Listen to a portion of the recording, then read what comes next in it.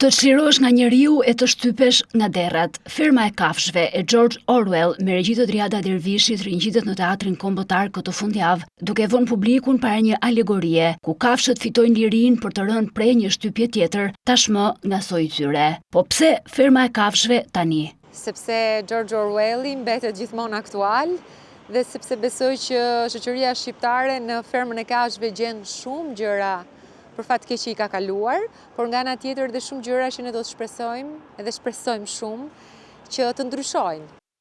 Shfaqja merr edhe elemente shqiptare që përtej muzikës apo batutave e bëjnë atë ende më të prekshme në kohën e një diskursi të ashpër, ku kafshët e shpendët përdoren gjërësisht figurativisht në mënyrë negative. Megjithatë, Ana thot kjo shfaqje se mungesa e mekanizmave të kontrollit prodhon diktator. Mund të korruptohet nga pushteti dhe besoj që këtu të gjithë qeniet njerëzore për fat keq janë shumë vulnerabël. Marrëdhënia e njeriut me pushtetin është ajo që e korrupton atë.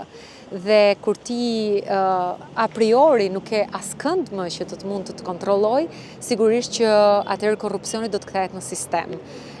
Dhe besoj që është një temë shumë e fortë dhe në këtë krizë po themi globale të sistemit që ne ndjejmë, sigurisht që është këtu.